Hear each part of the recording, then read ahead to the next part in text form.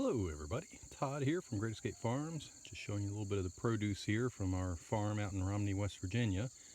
This is from a garden that I put in. It's sheet mulched in the spring, and I have a video on that, and you can check that out on our YouTube channel or check the blog post out. But I put perennials in. I have about 75 or 80 perennials here, and then I put some annuals in just to fill space. And the majority of this is from annuals here, and I have not watered this once, just left it up to Mother Nature. And amazing on the amount of production here. So actually, let me start over here so you can see this is an artichoke right here, just huge, absolutely huge. I got some strawberries in down here, and grapevines are going up. My goal is to have them grow into the barbed wire up on top. Barbed wire was put up to keep the deer out, because last year I had a deer issue in here because I only had the 4-foot high fence. So now I'm up to almost 8-foot high, and that hopefully will keep them out. So have a lot of different herbs and a couple bushes, blueberry bushes and stuff like that in here. Have something called sea kale right here. Anxious to try that. And let's see, a rosemary that is rated down to zone 5, so it should overwinter just fine for me. You see in here I have 3 tomato plants there. I have a 4th one over there and a 5th one over there, and that produced all of these tomatoes right here. So just a lot of fertility in this garden here, just amazing. You can also see right down here on the ground that there's quite a few I didn't get at in time. They just kind of rotted on the vine there. And look at the size of this mint right here. I mean, this is just huge. And this was just a little itty bitty cup that I put in the spring, and it's just taken off. And then I have mint here and there, and again another grapevine that's just taken off there for me. This red thing right here is called amaranth. So this amaranth on the seed head here, and let me see if I can get some out of this. I'm getting a little bit out of it. I don't know if you can actually see it along with the little bug there, but it provides a grain, and it gives you a gluten-free grain. So once these heads are all done, I can get a bunch of grain. The grain is actually the seeds, so you can squash it up and use it as a gluten-free flour replacement. One other thing I want to show you is back here in the squashes. So I just have squash growing all over the place back in here, and a person told us that when these butternut squash are ready, if you see these green lines here, when those turn brown, then they're ready to pull. So I have probably 4 dozen or so of them in here, and they are just not quite ready yet. I also have about a dozen at the moment, and they're still blooming and growing, watermelons in here.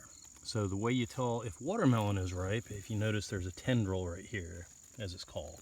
That's the thing that on a vine it grows up, and that is coming out right where the fruit is. So that tendril, when it turns brown, the watermelon is ripe. And you can also tell in a store with watermelon, if you pick up a watermelon, you give it a little tap with your fist. I mean, just kind of knock it like that. You should hear a dull thud.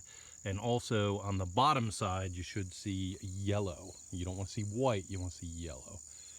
Let's see, on the back side, I picked most of them. I have some different funky style cucumbers. I also have some tomatillos in there.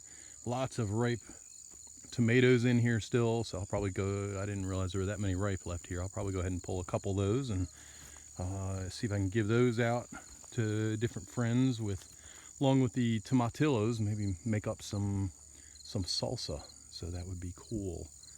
Anyhow, that is it for the garden area. And there's my co-star Murphy that has to be in my different videos.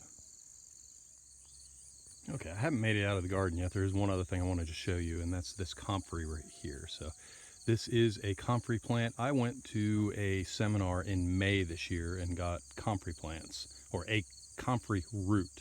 So the roots were only about 1 inch long, and I took the 1 inch long roots, I put them in a pot, and they grew. And this right here, I mean, I don't see if you can see by my shoe there just how massive this plant is. And that grew from a 1 inch root in May. So comfrey just absolutely takes off. So this is the Russian Bocking 14 variety that will not propagate via seed, but it will propagate via cutting. And all you need is a 1-inch size, put it in the ground, and it will take off. Keep it watered. Once it's established, man, they go. So that's it for in here now. I'm gonna go over and pick some grapes and some apples and do some other stuff. Okay, showing you a little grape harvest here. My buddy Russ, who's actually my cameraman right now, thank you Russ for helping out, went over and picked up some grapes from across the way. These are Concord grapes. The skin is very sweet and very sour on the inside. They're at the place right next door here, which I may end up owning here before too long. And for the apples, we have a fresh fruit harvester here. And the idea of this is it has little hooks that you go up and you hook your apple or your fruit, whatever fruit you're going after. It pulls it down and then it hits this soft little foam thing here, and that way it doesn't bruise the fruit. So if you're doing peaches, which are very, very bruise sensitive, it just land right in here and do just fine. So for right now, I'm gonna pick an apple up here and just show you how to use this. So I'm gonna take this apple right here. And what I wanna do is I wanna get up under it and kind of shake it back and forth and bring it down, and you see the apple is in here, and that way it's not bruised, and get to munch on a good tasty apple. That's good, Russ. Thanks.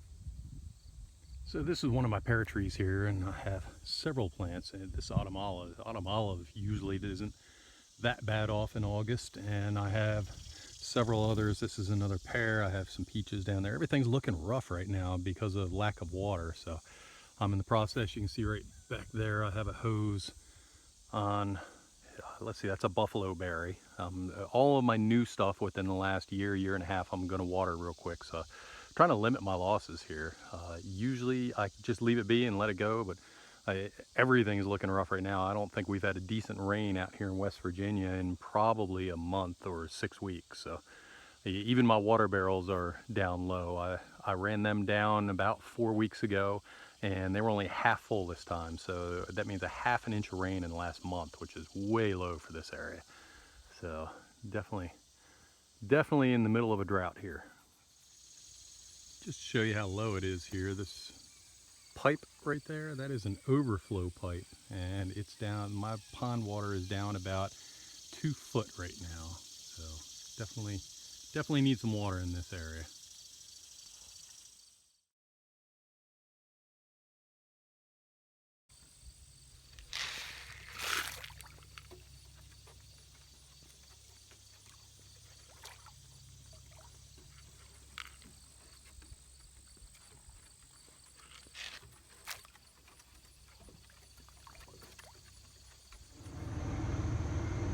Obviously, I'm not a big enough glutton for punishment because I keep going for some more. So I saw some tree trimmers in the area. They had a full load in the back of their truck they were going to dump, and I went ahead and moved my trailer and had them dump it in here. So I still have flower beds and stuff to cover up, and this should more than suffice to get it done. So this is what I will be doing this next week.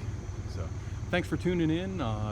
Please consider subscribing to our YouTube channel. Also check out greatescapefarms.com. That's where our blog post is. And if you shop at Amazon and you'd like to support a small business, please go to greatescapefarms.com. Just click on our Amazon link, shop as you normally would, and we will get a small advertising fee. It doesn't cost you anymore. The sellers are paying the advertising fee anyhow. We get it instead of Amazon. So appreciate you helping out. Thank you very much and have a great day.